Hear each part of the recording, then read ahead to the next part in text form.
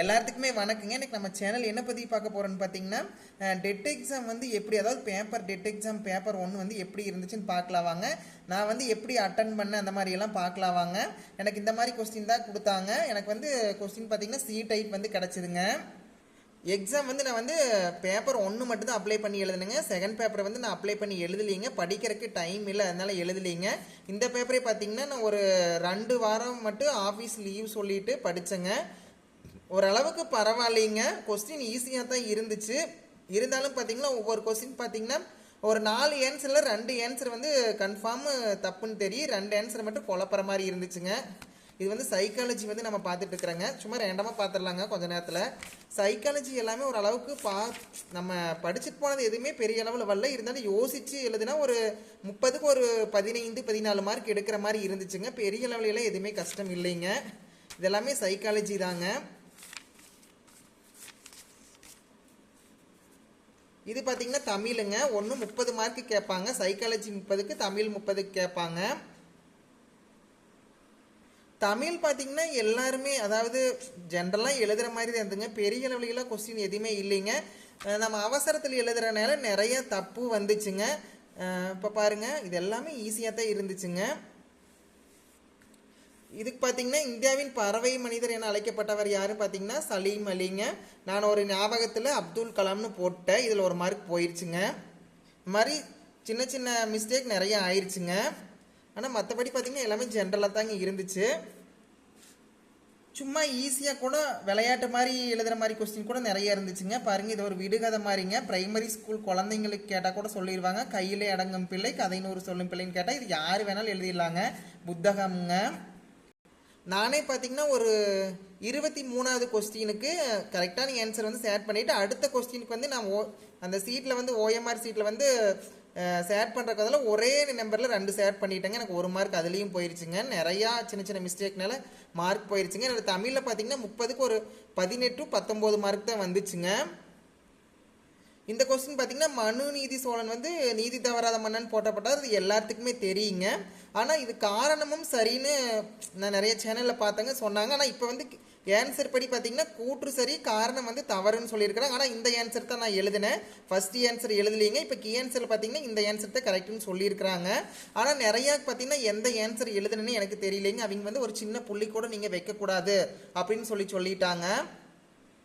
இங்கிலீஷும் பார்த்தீங்கன்னா ஜென்ரலாக தாங்க இருந்துச்சு. நம்ம படித்து பார்த்து எழுதுகிற மாதிரி தான் இருந்துச்சுங்க. பெரிய அளவுலையெல்லாம் எதுவுமே கஷ்டமாக இல்லைங்க. இன்னும் கொஞ்சம் நான் ஒரு 2 மாதம் 3 மாதம் படிச்சிருந்தேன். இன்னும் கொஞ்சம் கூடுதலாக மதிப்பெண்கள் எடுத்துருக்கலாங்க. இந்த மதிப்பெண்களே பார்த்தீங்கன்னா ஒரு 75 மார்க்குக்கு கொண்டு வரேன்னு சொல்லியிருக்கிறாங்க. என்ன பண்ணுறாங்கன்னு தெரியலிங்க. இதெல்லாம் பார்த்தீங்கன்னா ஈஸியாக தான் இருந்துங்க. ஒரு கனசதீதத்தோட விளிம்புகள் எண்ணிக்கை பார்த்தீங்கன்னா 12 தாங்க. இந்த மாதிரி புள்ளி கூட எதுவுமே வைக்கக்கூடாதுன்னு சொல்லிட்டாங்க. அதனால நான் எது ஒரு டவுட்டில் எழுதுனால எது எழுதுனேன்னு நம்மளுக்கு தெரியலிங்க. இது வந்து மேக்ஸுங்க. மேக்ஸுன்னு பார்த்தீங்கன்னா ஒரு அளவுக்கு ஜென்ரலாக இருந்துச்சுங்க. ஒரு 20 மார்க் எடுக்கலாங்க மேக்ஸு. இது வந்து இவிஎஸ்ங்க. இதுவும் பார்த்தீங்கன்னா இந்த மேட்ச்லாம் ஒன்று தெரிஞ்சோம்னா எல்லாமே எழுதலாம், அந்த மாதிரி தான் இருந்துச்சுங்க. பெரிய அளவில் எதுவுமே கஷ்டமாக எதுவுமே இல்லைங்க. இதெல்லாமே பார்த்தீங்கன்னா கொஞ்சம் நம்ம புக்கை பார்த்துருந்தோம்னாவே எழுதி டிக் பண்ணுற மாதிரி தான் இருந்துச்சுங்க எல்லா கொஸ்டினுமே. பாருங்க, எல்லாமே ஒரு அளவுக்கு நம்ம எழுதுகிற மாதிரி தான் இருந்துச்சுங்க. நான் பார்த்தீங்கன்னா இந்த குழந்தைகள் அவசர உதவியின் வந்து அவசரத்தில் 100ன்னு எழுதிட்டேங்க. ஆனால் கரெக்டான ஆன்சர் இது தாங்க. அதுக்கப்புறம் யோசிச்சதுக்கப்புறம் என்ன பண்ணுறது, ஒயிட்னரு வைக்க முடியாது, எதுவும் பண்ண முடியாதுங்க. இதுலேயே ஒரு மார்க் போயிடுச்சுங்க அவசரப்பட்டதுனால. தெரிஞ்சதெல்லாமே இந்த மாதிரி ஆயிடுச்சுங்க. அப்புறம் பார்த்தீங்கன்னா மற்றது எல்லாமே ஒரு அளவுக்கு இருந்துச்சுங்க. இது பார்த்தீங்கன்னா எந்த தாவரத்தின் மகரந்த துகள்கள் வந்து காற்றில் எடுத்து செல்லப்படுகிறதுன்னு இருந்தது. இதுக்கு வந்து பார்த்தீங்கன்னா இந்த ரன்னில் எனக்கு டவுட்டில் 2ல் எதுவும் எழுதலான்ட்டு இருந்ததுங்க. ஆனால் சோளம் தான் கரெக்டான ஆன்சர் ஆமாங்க. நான் அந்த சூரியகாந்தின்னு எழுதிட்டேங்க. இந்த மாதிரி சின்ன சின்ன மிஸ்டேக்னாலும் எனக்கு ஒரு 10 மார்க்குக்கு பக்கமாக போயிடுச்சுங்க. தெரிஞ்சதே பார்த்தீங்கன்னா இந்த 2 டவுட்டில் சரி நம்ம சூரியகாந்தினே எழுதி விடலான்னு டிக் பண்ணிட்டேங்க நான். இதுலேயும் பார்த்தீங்கன்னா இப்போ சோளம்னு கீ ஆன்சரில் சொல்லியிருக்கிறாங்க. அதனால 1 மார்க் போயிடுச்சுங்க. இதே பார்த்தீங்கன்னா உலக வனவிலங்குகள் தினம் வந்து இதுதான் கரெக்ட் ஆன்சருங்க. ஆனால் நான் கொஞ்சம் அவசரத்தில் என்ன எழுதுனேன் இதை டிக் பண்ணுறதுக்கு அதனால என்ன எழுதுனேன் எனக்கு நான் கரெக்டாக தெரியலிங்க. ஆனால் 8th புக்கில் வந்து March 3 அந்த மாதிரி போட்ட மாதிரி இருந்துச்சுங்க. புக்கை செக் பண்ணி பார்த்தா தெரியும்னு நினைக்கிறேங்க. அப்புறம் பார்த்தீங்கன்னா மற்றதெல்லாம் பெரிய அளவில் கஷ்டம், இதெல்லாம் ஜென்ரலாக தாங்க இருந்துச்சுங்க. இது பார்த்தீங்கன்னா நான் சும்மா படித்தது ஃபஸ்ட்டு, இது வந்து எனக்கு லாஸ்ட்லேருந்து ஷேர் பண்ணிட்டு வந்தேங்க தெரிஞ்சதெல்லாம்.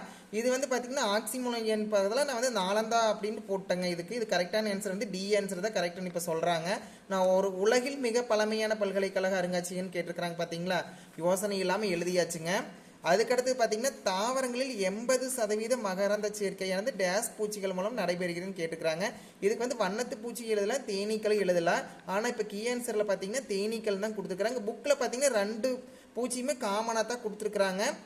கீ ஆன்சர்லேயும் ஏடி கொடுப்பாங்கன்னு நான் நினச்சேங்க. ஆனால் வண்ணத்து பூச்சி கொடுக்கலிங்க, தேனீக்கள் தான் கொடுத்துருக்குறாங்க. அதுலேயும் 1 மார்க் போயிடுச்சுங்க. அவ்வளோதாங்க கொஸ்டின். இந்த மாதிரி சின்ன சின்ன மிஸ்டேக்னால எனக்கு நிறையா மார்க் போயிடுச்சுங்க. இதுக்கெல்லாம் வந்து இந்த 2மே கரெக்டுன்னு கூட கொடுக்கலாங்க. ஏ அண்ட் டிக்கு வந்து போட்டுருந்தா மார்க் கொடுக்கலான்னு கொடுத்துருக்கலாங்க. புக்லேயும் பார்த்தீங்கன்னா காமனாக தான் கொடுத்துருக்குறாங்க. வண்ணத்து பூச்சியும் கொடுத்துருக்குறாங்க, தேனீக்களும் கொடுத்துருக்குறாங்க. 80% கொடுத்துருக்குறாங்க. 80% மகரந்த சேர்க்கைன்னு தான் கேட்டிருக்கிறாங்க. ஆனால் அவங்க கொடுத்தது வந்து தேனீக்கள் தான் கொடுத்துருக்குறாங்க. எழுது வந்து வண்ணத்து பூச்சிங்க. ஓகேங்க, இந்த பதிவு இதோட முடிச்சுக்கலாங்க. அடுத்த பதிவில் பார்க்கலாங்க.